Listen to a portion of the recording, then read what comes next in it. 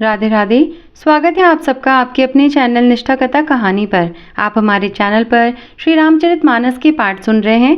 ये पाठ हम आपको हिंदी में और अध्याय रूप में सुना रहे हैं। उम्मीद करती हूँ कि आज का अध्याय आप सभी को पसंद आएगा। अगर वीडियो अच्छा लगे तो वीडियो को लाइक और शेयर ज़रूर करिएगा। और अगर आप हमारे चैनल पर नए हैं और ऐसे ही वीडियोज़ देखना पसंद करते हैं तो चैनल को सब्सक्राइब भी करिएगा। तो चलिए आज का अध्याय शुरू करते हैं।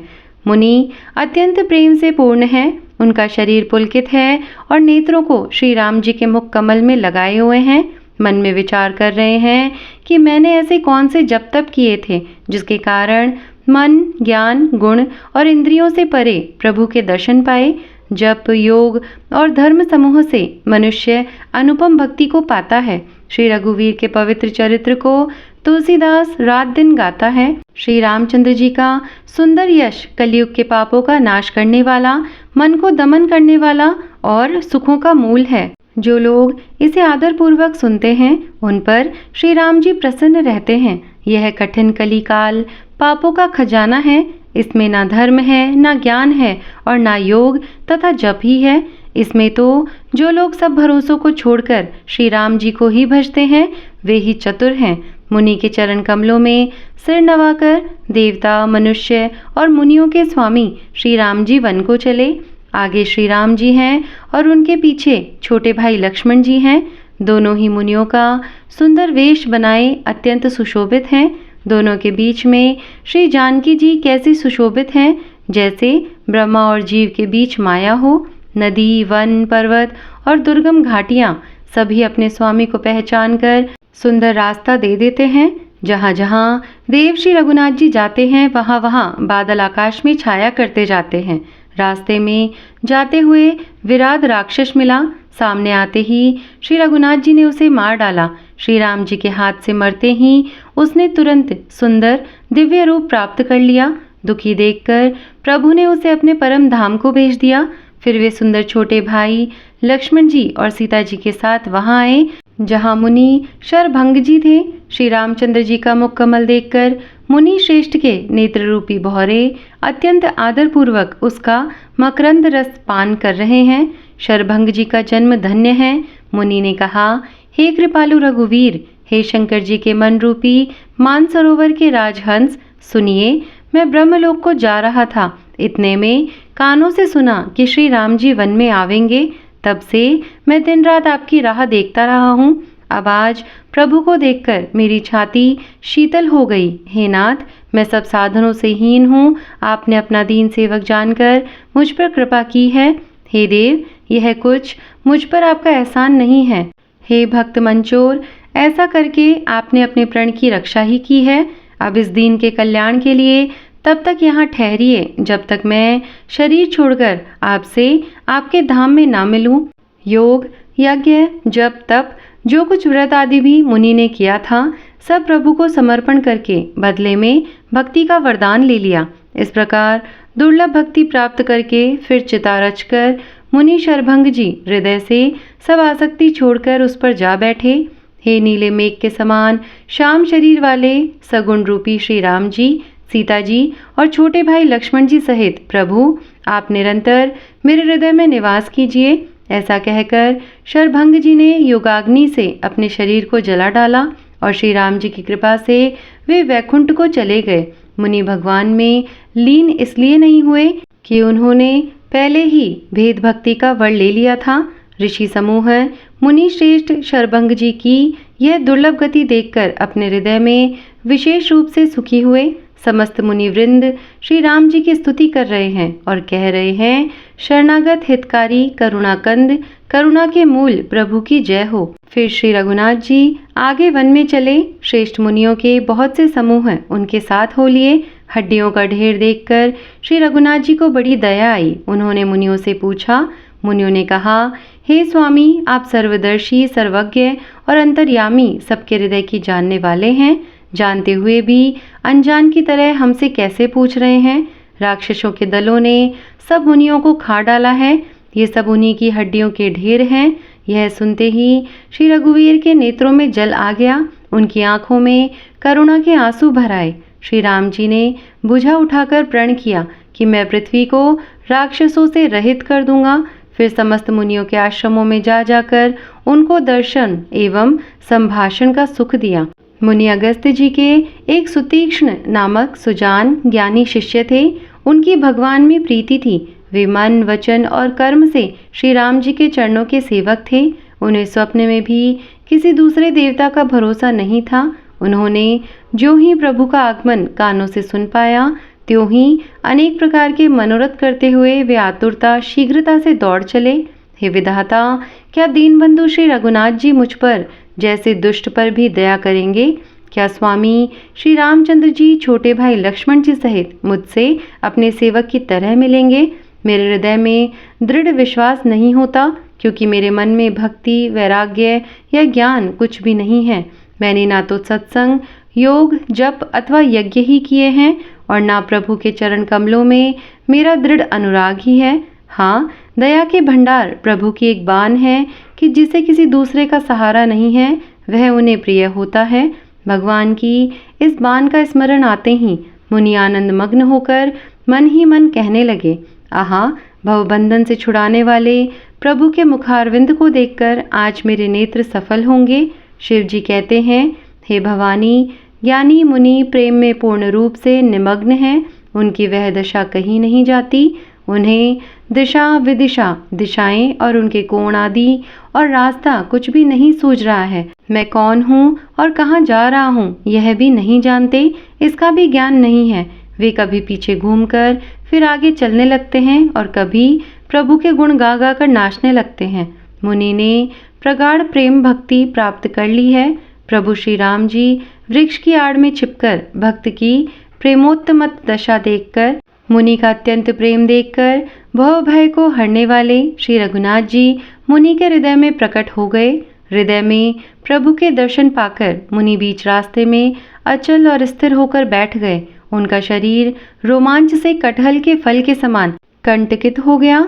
तब श्री रघुनाथ जी उनके पास चले आए और अपने भक्त की प्रेम दशा देखकर मन में बहुत प्रसन्न हुए। श्री राम जी ने मुनि को बहुत प्रकार से जगाया, पर मुनि नहीं जागे, क्योंकि उन्हें प्रभु के ध्यान का सुख प्राप्त हो रहा था। तब श्री राम जी ने अपने राज रूप को छिपा लिया और उनके हृदय में अपना चतुर्भुज रूप प्रकट किया।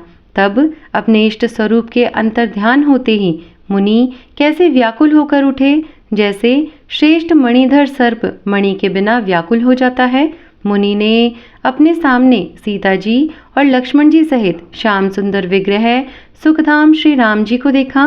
प्रेम में मग्न हुए वे बड़भागी श्रेष्ठ मुनि लाठी की तरह गिरकर श्री राम जी के चरणों में लग गए। श्री राम जी ने अपनी विशाल भुजाओं से पकड़कर उन्हें उठा लिया और बड़े प्रेम से हृदय से लगा रखा। कृपालु श्री रामचंद्र जी मुनि से मिलते हुए ऐसे शोभित हो रहे हैं, मानो सोने के वृक्ष से तमाल का वृक्ष गले लगकर मिल रहा हो। मुनि निस्तब्ध खड़े हुए टकटकी लगाकर श्री राम जी का मुख देख रहे हैं, मानो चित्र में लिखकर बनाए गए हों। तब मुनि ने हृदय में धीरज धरकर बार बार चरणों को स्पर्श किया, फिर प्रभु को अपने आश्रम में लाकर अनेक प्रकार से उनकी पूजा की। मुनि कहने लगे, हे प्रभु, मेरी विनती सुनिए। मैं किस प्रकार से आपकी स्तुति करूं? आपकी महिमा अपार है और मेरी बुद्धि अल्प है। जैसे सूर्य के समान जुगनू का उजाला, हे नीलकमल की माला के समान श्याम शरीर वाले, हे जटाओं का मुकुट और मुनियों के वलकल वस्त्र पहने हुए, हाथों में धनुष बाण लिए तथा कमर में तरकस कसे हुए श्री राम जी, मैं आपको निरंतर नमस्कार करता हूँ। जो मोह रूपी घने वन को जलाने के लिए अग्नि है, संत रूपी कमलों के वन के प्रफुल्लित करने के लिए सूर्य है, राक्षस रूपी हाथियों के समूहों के पछाड़ने के लिए सिंह है और भवावागमन रूपी पक्षी के मारने के लिए बाज रूप हैं। वे प्रभु सदा हमारी रक्षा करे। हे लाल कमल के समान नेत्र और सुंदर वेश वाले, सीता जी के नेत्र रूपी चकोर के चंद्रमा, शिव जी के हृदय रूपी मानसरोवर के बाल हंस, विशाल हृदय और भुजा वाले श्री रामचंद्र जी, मैं आपको नमस्कार करता हूँ। जो संशय रूपी सर्प को ग्रसने के लिए गरुड़ हैं, अत्यंत कठोर तर्क से उत्पन्न होने वाले विषाद का नाश करने वाले हैं, आवागमन को मिटाने वाले और देवताओं के समूहों को आनंद देने वाले हैं। वे कृपा के समुद्र श्री राम जी सदा हमारी रक्षा करें। हे निर्गुण, सगुण, विषम और समरूप, हे ज्ञान, वाणी और इंद्रियों से अतीत, हे अनुपम, निर्मल, संपूर्ण दोष रहित, अनंत एवं पृथ्वी का भार उतारने वाले श्री रामचंद्र जी, मैं आपको नमस्कार करता हूँ, जो भक्तों के लिए कल्प वृक्ष के बगीचे हैं, क्रोध, लोभ, मद और काम को डराने वाले हैं, अत्यंत ही चतुर और संसार रूपी समुद्र से तरने के लिए सेतु रूप हैं। वे सूर्य कुल की ध्वजा श्री राम जी सदा मेरी रक्षा करें, जिनकी भुजाओं का प्रताप अतुलनीय है, जो बल के धाम हैं, जिनका नाम कलयुग के बड़े भारी पापों का नाश करने वाला है, जो धर्म के कवच रक्षक हैं और जिनके गुण समूह हैं आनंद देने वाले हैं। वे श्री राम जी निरंतर मेरे कल्याण का विस्तार करें।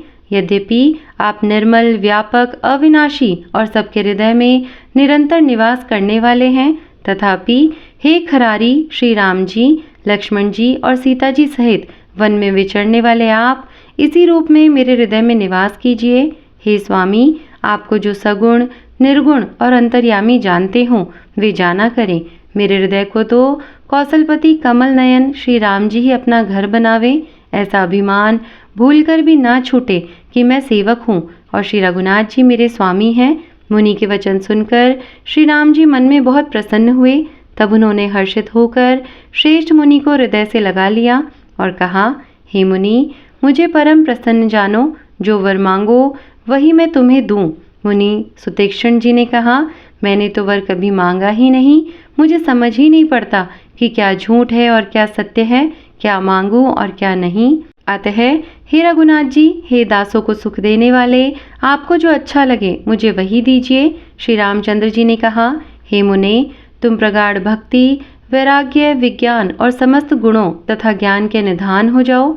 तब मुनि बोले, प्रभु ने जो वरदान दिया वह तो मैंने पा लिया, अब मुझे जो अच्छा लगता है वह दीजिए।